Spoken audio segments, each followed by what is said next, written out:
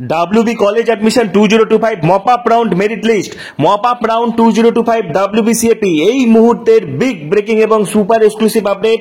কলেজে ভর্তির third merit list mop up রাউন্ডের মেরিট লিস্ট এই মুহূর্তে mop up round merit list সংক্রান্ত আজকের ভিডিও অত্যন্ত গুরুত্বপূর্ণ হতে চলেছে। আজকে কিন্তু ফাইনালি মপ আপ রাউন্ডের মেরিট লিস্ট। এরপরে কি করতে হবে, যারা আপগ্রেডেশন করবে তোমাদেরকে কি করতে হবে, কবে ফিজিক্যাল ভেরিফিকেশন রয়েছে, যাবতীয় তথ্য আজকে ডিটেলস শেয়ার করব। যাদের পছন্দের কলেজ পেয়েছো পাওনি সমস্ত তথ্য আজকে ভিডিওতে শেয়ার করবো, কারণ মপ আপ রাউন্ড আর কিন্তু তোমরা সুযোগ পাবে না, এরপরে কিন্তু আর কলেজে ভর্তির সুযোগ নেই। সুতরাং তোমাদের ক্ষেত্রে কিন্তু এটা অত্যন্ত ভাইটাল হতে চলেছে। তো বিস্তারিত তথ্য শেয়ার করবো, তার আগে বলছি যারা আমাদের চ্যানেলে নতুন ভিডিও দেখছো এখনই সাবস্ক্রাইব করো। কলেজ অ্যাডমিশন সংক্রান্ত সমস্ত authentic update time to time তোমরা এখানেই পেয়েছো। সুতরাং একদম শেষ পর্যন্ত আমি তোমাদের সাথে রয়েছি, সেই জন্য এখনই সাবস্ক্রাইব করো, পাশে থাকা বেল আইকনটি প্রেস করে দাও এবং ভিডিওটি প্রচুর প্রচুর প্রচুর শেয়ার করে দাও।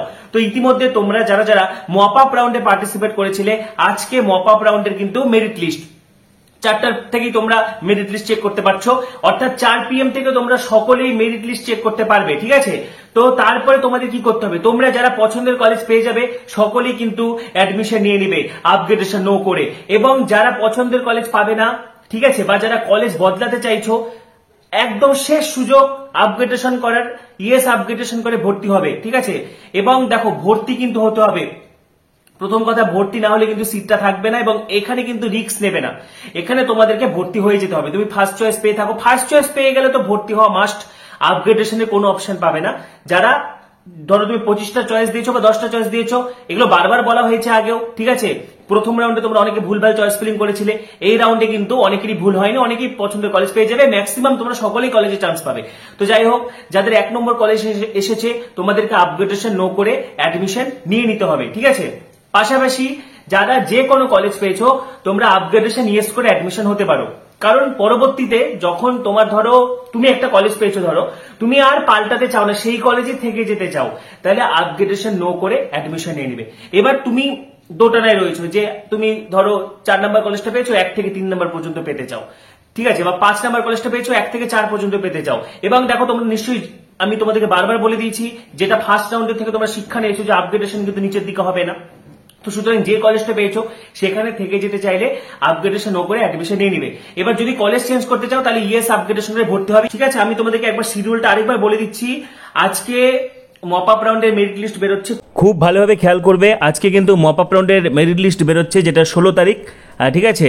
16 তারিখ আজকে তোমরা 4টা থেকে সকলে মেরিট লিস্ট পেয়ে যাবে। মেরিট লিস্ট বেরোচ্ছে এবং টাইম কিন্তু অল্প দেওয়া রয়েছে, আজকে এবং কালকে 16 তারিখ এবং হচ্ছে যেটা 17 তারিখ, এর মধ্যে কিন্তু তোমাদেরকে যেটা হচ্ছে অ্যাডমিশন কমপ্লিট করতে হবে। হাতে খুব কম সময় রয়েছে, যারা পছন্দের কলেজ পেয়েছো অবশ্যই ভর্তি হয়ে যাবে, ঠিক আছে। মপ আপ রাউন্ড কিন্তু লাস্ট, এবং এরপরে আর হয়তো সেন্ট্রালাইজড অ্যাডমিশন পোর্টালে ভর্তি হবে না, কিন্তু আরেকটা লিস্ট বেরোবে যেটা হচ্ছে তোমার 21 তারিখে, ঠিক আছে। 21 তারিখে আবার কিন্তু আরেকটা হচ্ছে মেরিট লিস্ট বেরোবে, সেদিনই লাস্ট। তারপরে কলেজে কিন্তু ডাইরেক্ট অ্যাডমিশন হবে। এটা আগেরবারও হয়েছিল, প্রত্যেকবারই হয়, যখন দেখা যায় যে কলেজগুলোতে সিট ফাঁকা রয়েছে তখন কলেজগুলো নিজের অ্যাপ্লিকেশন দেয়, সেটা পরের কথা। কিন্তু মপ আপ রাউন্ডে যারা রিস্ক নিতে চাইছো না তারা কিন্তু অবশ্যই ভর্তি হয়ে থাকবে, কারণ পরবর্তীতে ডিসেন্ট্রালাইজড কাউন্সিলিং বা স্পট কাউন্সিলিং সেগুলো অনেক পরের ব্যাপার। কিন্তু এখন আপাতত যারা কোনো সিট পেয়েছো অ্যাডমিশন নিয়ে নেবে যদি সিটটা না হারাতে চাও, এবং যদি একান্তই দেখা যাচ্ছে যে পছন্দের কলেজ একদমই পাচ্ছ না, এমন একটা কোর্স পেয়েছো যেটা পড়ে তোমার কিছুই লাভ হবে না বা তুমি আদতেও পড়তে চাও না, সেটা আলাদা ব্যাপার। কিন্তু যারা মোটামুটি পছন্দের কলেজ পেয়ে গেছো বা পছন্দের কোর্স পেয়েছো তোমরা কিন্তু ভর্তি হয়ে যাবে, ঠিক আছে। এবং টাইমটা দেখো খুব কম টাইম রয়েছে।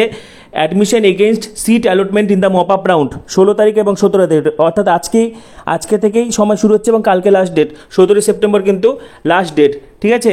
এই জিনিসটা কিন্তু খুব ভালো করে খেয়াল করবে। 21 তারিখে তোমাদের নেক্সট মেরিট লিস্ট বেরোবে। এবং আরেকবার আমি বলে দিচ্ছি, অত্যন্ত ভাইটাল বিষয় এটা, যারা কলেজ পেয়েছো সকলে অ্যাডমিশন নিয়ে নিবে, অ্যাডমিশন আনলে সিটটা থাকবে না এবং এরপরে কিন্তু কলেজে ভর্তির কোনো সুযোগ পাবে না।